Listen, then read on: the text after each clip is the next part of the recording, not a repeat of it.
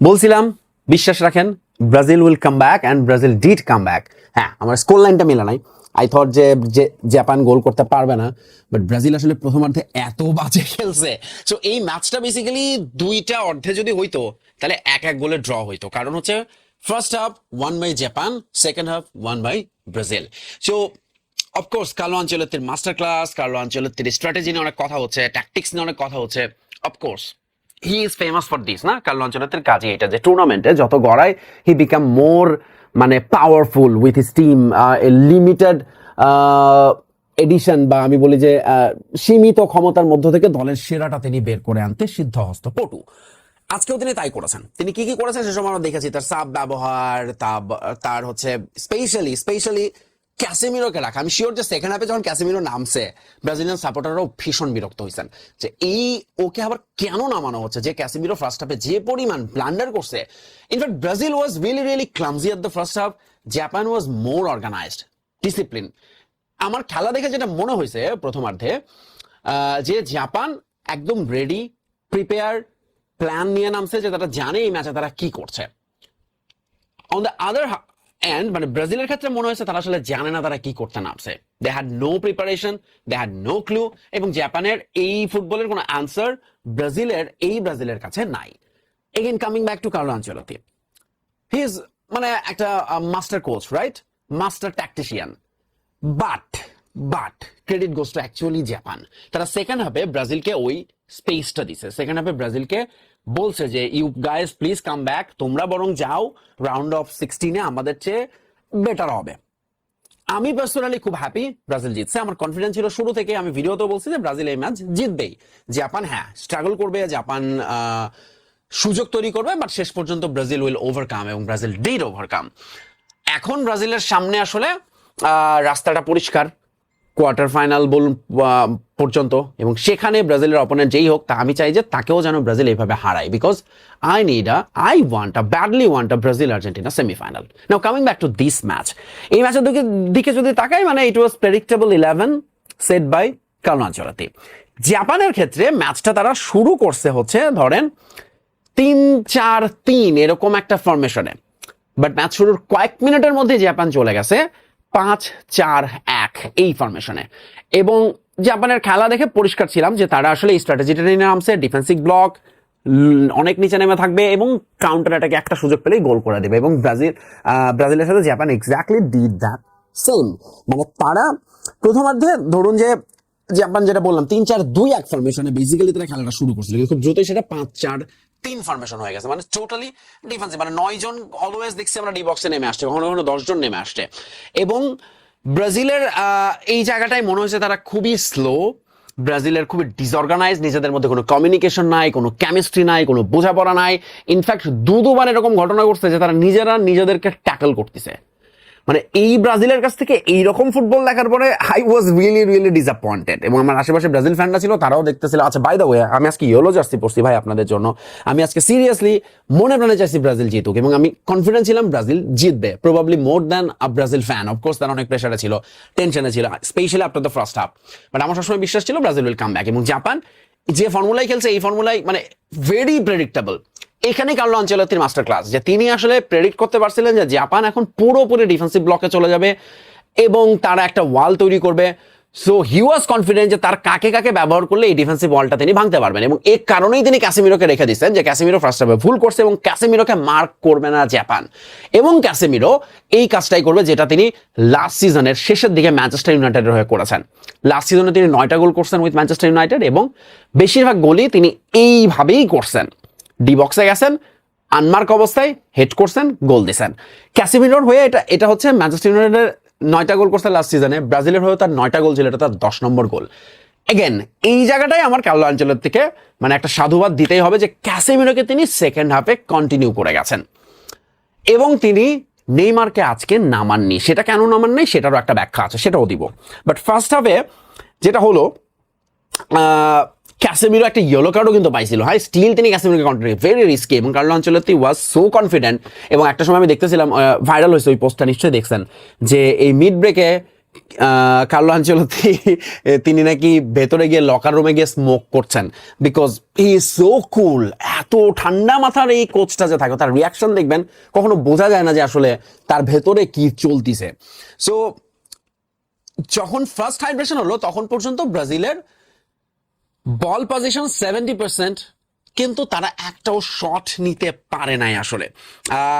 অন্যদিকে জাপান একটাই শট নিছে, একটাই গোল দিছে, এবং জাপানের গোলটা যদি দেখেন তারা আসলে জানতো তারা কি করবে, কিন্তু ব্রাজিল আসলে যেটা বললাম বুঝতে পারছিল না, ফলে ওই সুযোগটাই জাপান নিছে যে তারা যেটা বুঝছে যে আউটসাইড দ্য বক্স, এবং তারা বেশি সময় নিচ্ছিল না এটাকে চাইতে আপনি যদি দেখেন। ফলে জাপানের আমি দেখছি যে গতিও ফার্স্ট হাফে আমার কাছে মনে হয়েছে they were faster than Brazil, তারা কিন্তু দ্রুত উঠে যাচ্ছিল, দ্রুত কাভার আপ করছিল, এবং ব্রাজিলের ক্ষেত্রে মনে হয়েছে একটু যেন স্লো, এবং একটু যেন তাহলে মনে হচ্ছে ওই ভেতরে ওই স্পৃহা, ওই যে ম্যাচ জয়ের হাঙ্গার, গোল করার হাঙ্গার, এইটা নট ইভেন ফার্স্ট হাফে আপনারা কেউ ভিনিসিয়াসকে দেখছেন, আমি অন্তত খুঁজে পাই নাই। এইটাও খুব সারপ্রাইজিং ছিল যে ভিনিসিয়াস যে পারফর্ম করে আসছেন ফার্স্ট 3টা ম্যাচে, আজকে তিনি হঠাৎ করে খুব ইনঅ্যাক্টিভ হয়ে গেলেন। কেন? এর রিজনটা কি? এর রিজন হচ্ছে যে Japan had a plan, they knew যে তারা আজকে কি করবে, এবং তারা of course Vinicius they knew they he is the biggest threat, so সেটাকে তারা ইনঅ্যাক্টিভ করে দিচ্ছে তাদের খেলা দিয়ে। জাপান এখন যেটা করছে, যেটা বললাম যে ফার্স্ট হাফে ব্রাজিল 2টা শট নিল, একটা আসলে অন টার্গেট শট ছিল, কিন্তু খুব একটা রিয়েল চান্স তারা ক্রিয়েট করতে পারে নাই। কিন্তু জাপানের জন্য 29 মিনিটে যে ঘটনাটা ঘটছে, এই গোলটা যেরকম ধরেন তাদের ওই যে আপনারা একটা ভিডিও দেখেন না ফেসবুকে, জাপানের কাইসা বলে একজনের ভিডিও, এই লোকের নামও কাইসা না, ঠিক হচ্ছে, নাম হচ্ছে কাইশু সানো, তিনি আসলে গোলটা করেছেন, এবং আউটসাইড ডি বক্স দুর্দান্ত একটা ফিনিশিং, মানে one of the finest finish in this world cup, এটা নিয়ে কোনো ডাউট নাই। তিনি যে ফিনিশটা করেছেন সেটার আসলে যেরকম তার credit, at the same time Brazilian ডিফেন্সের ক্রেডিট, কারণ ওই টাইমে ব্রাজিলের ডিফেন্স বলতে কিচ্ছু ছিল না। ক্যাসিমিরো আসতে পারেন নাই, মার্কিনোস দেখতেছিল শট নিচ্ছে, ফলে দুজন সেন্টার ব্যাকের কেউই জায়গা মতো ছিলেন না, গ্যাব্রিয়েল এবং মার্কিনোসও, এবং ওই জায়গাটায় সে ওই গ্যাপটা কাজে লাগাইছে, একদম রিড করছে গোলকিপার কোথায় কোন কর্নার দিয়ে বলটা পাঠাইলে বল জালে যাবে, হি ওয়াজ সো শিওর, এবং সে গোলটা করে দিছে তখন 29 মিনিটে। গোলের পরেও কিন্তু ব্রাজিলকে আসলে আমরা ছন্দে দেখি নাই, অন্তত ফার্স্ট হাফ পর্যন্ত পুরোপুরি ম্যাচটা নিয়ন্ত্রণে ছিল জাপানের। যখন ব্রেকে গেল এগেইন আমি তখন শিওর ছিলাম যে Brazil will come back, because Japan এখন যেটা করবে, যেটা জাপান সবসময় করে, জাপান এর আগে 4বার রাউন্ড অফ 16-এ উঠছে, মানে নকআউট পর্বে উঠে প্রথম ম্যাচ থেকে বিদায় নিয়েছে। তারা আজ পর্যন্ত নকআউট পর্বের ফার্স্ট ম্যাচের পরে সেকেন্ড ম্যাচের দেখা পায় নাই, প্রত্যেকবার তারা একই ভুল করছে, তীরে এসে তড়ি ডুবাইছে, সেটা হচ্ছে ওরা 1 গোলে লিড পাইছে এবং ভাবছে একটা গোল নিয়ে তারা ঘরে ফিরবে, হুইচ ইজ একটা tactical blunder by their coach.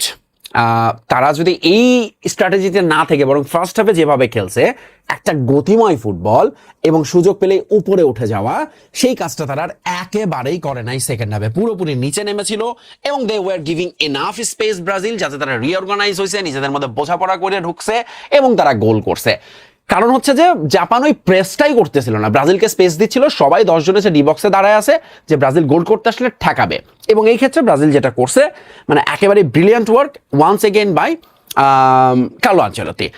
Casemiro দেখেন কিভাবে সে ওই জায়গাটায় গেছে, এবং যে পজিশনে গেছে সেই জায়গাটায় আসলে তখন of course credit goes two Gabriel, দুর্দান্ত একটা ক্রস তিনি করেছেন, তার বলটা খুঁজে নিয়েছে ক্যাসেমিরোকে, অন সাইডে থেকে গোল করছে ক্যাসেমিরো, দুর্দান্ত ফিনিশিং তার হেডটা, এটা আসলে একটা পারফেক্ট এক্সাম্পল অফ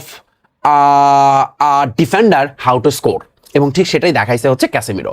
সো ক্যাসেমিরোর এই গোলের পরে আমার রেসপেক্ট অবভিয়াসলি বেড়ে গেছে হচ্ছে কার্লো আনচেলত্তির উপর, because I was so sure যে ক্যাসেমিরোকে তিনি রিপ্লেস করবেন সেকেন্ড হাফে, যেটা তিনি একদম ফার্স্ট ম্যাচে করেছিলেন, কারণ ফার্স্ট ম্যাচেও ক্যাসেমিরো এরকমই ব্লান্ডার করেছিলেন, এবং আজকে ব্রাজিলের যেটা বললাম এত ভুল পাস দিছে এবং ক্যাসেমিরোর কাছ থেকে এতগুলো ব্লান্ডার হয়েছে, নিজেরা যে পরিমাণ ওই যে বললাম না ব্রাজিলিয়ান ধরেন প্যাকুইতে গিয়ে বা ক্যাসেমিরো গিয়ে ট্যাকেল করতেছে প্যাকুইতারে, এরকমও হয়েছে, মানে এতটাই বাজে ছিল তাদের বোঝাপড়া ফার্স্ট হাফে। জাপান কিন্তু এটার সুযোগটা নিতে পারে না, ওই একটা গোল যখন দিছে ব্রাজিল, এরপরেও জাপান ব্লক করে গেছে।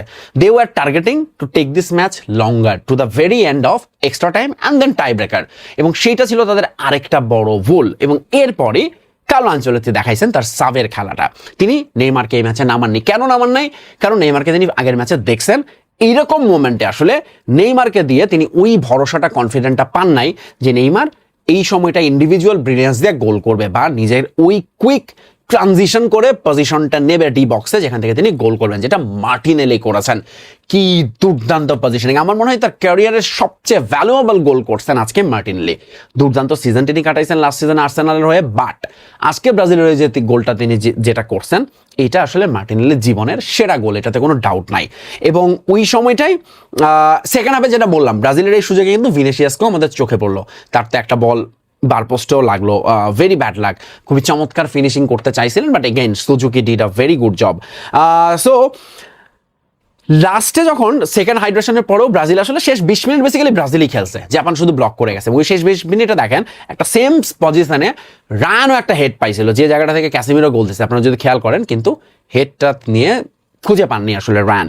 সো 95 মিনিটে যে গোলটা করছে ব্রাজিল, মার্টিনেলির তো নিজের হচ্ছে তার পজিশন সেন্স, এবং গুইমেরেসের ওই পাসটা তাকে খুঁজে নেয় এবং সেখান থেকে গোল করা। সো অবধারিতভাবেই ব্রাজিল পৌঁছে গেছে রাউন্ড অফ 16-এ, যেখানে তাদের প্রতিপক্ষ হবে আইদার নরওয়ে বা আইভরি কোস্ট, যাদেরকে আমি সেই ম্যাচেও ধরে নিয়েছি ব্রাজিল হারাবে, but Brazil will face the real test.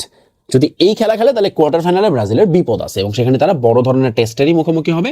সম্ভাব্য প্রতিপক্ষ মনে করা হচ্ছে ইংল্যান্ড। যদি সেই বাধাও পার হইতে পারে, then they will meet Argentina, which আমি এই পৃথিবীর দুনিয়ার যে কোনো কিছুর বিনিময়ে একটা ব্রাজিল আর্জেন্টিনা সেমিফাইনাল চাই।